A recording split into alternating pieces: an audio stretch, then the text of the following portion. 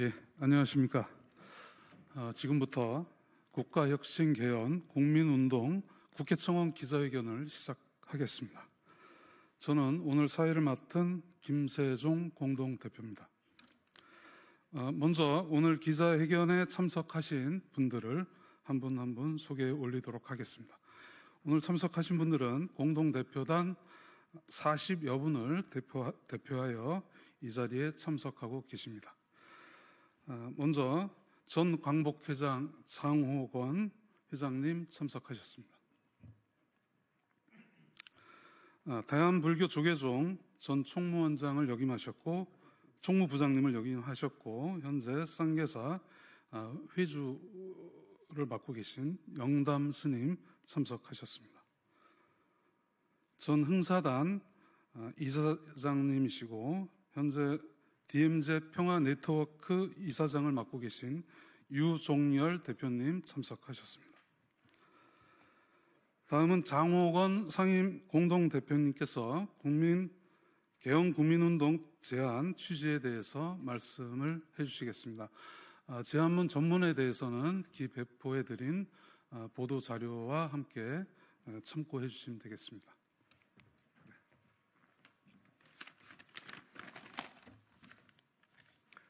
네, 장호건입니다. 국가혁신 개헌 국민운동을 시작하면서 기자회견을 하는데 몇 가지 말씀을 드리도록 하겠습니다. 지금 이 시국이 국가혁신을 요구합니다. 87년 민주화 이후에 37년이 지난 지금 헌정 질서를 파괴하는 대통령이 나온 것에 대해서 국민들이 몹시 분노를 하고 있는 것으로 알고 있습니다. 우리가 다시 후진국으로 전락할지도 모른다는 두려움이 있습니다. 이번 기회에 법치를 다시 세우고 정국을 안정하고 국가 신뢰를 회복하고 민생을 개선을 이루어야 할 것입니다.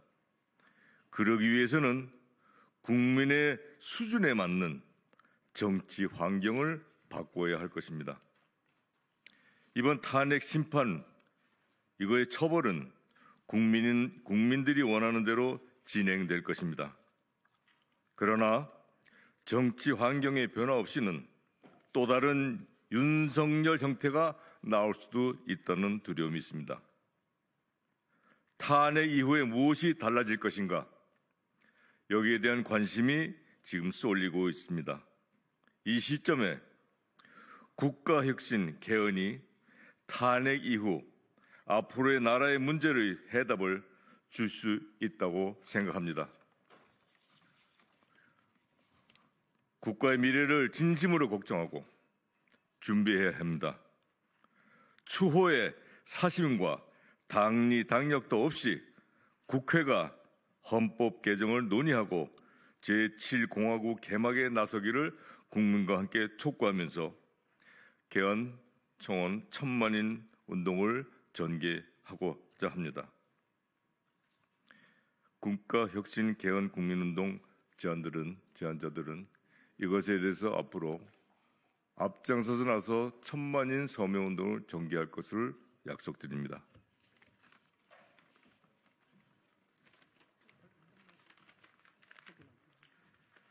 네, 안녕하십니까. 영남입니다. 오늘날 헌법이 현대 지금에는 맞지 않다. 그래서 조금 바뀌어야 된다 하는 그런 생각은 오래전부터 저 개인적으로 생각하고 있었습니다. 그러던 차에 이와 같이 출범을 하게 됐습니다. 1000만 명 서명 운동을 열심히 해서 국회에서 깊은 논의가 있을 거라고 생각을 합니다. 열심히 해서 헌법이 개정이 되도록 하겠습니다. 여러분들께서도 많이 좀 도와주시기 바랍니다. 대단히 고맙습니다. 예, 마지막 순서로 국가혁신 개헌 국민운동 국회 청원문 낭독이 있겠습니다. 유종열 상임 공동대표님께서 해주시겠습니다.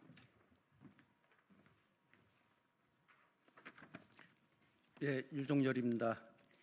국회 청원문의 취지 및 이유를 말씀드리도록 하겠습니다. 대한민국은 경제 성장과 민주화를 동시에 이룬 모범 국가였습니다. 그러나 승자 독식의 권력 구조로 인해 두 개의 업적이 모두 사라질 위기에 처했습니다.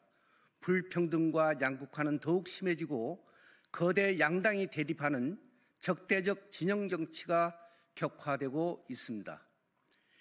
이로 인한 사회적 갈등 비용이 2011년부터 2022년까지 12년 동안 2,352조에 달한다고 하는 결과도 있습니다. 2024년 12월 3일 윤석열 대통령은 군을 동원한 비상계엄을 선포해 헌정 질서를 파괴했습니다.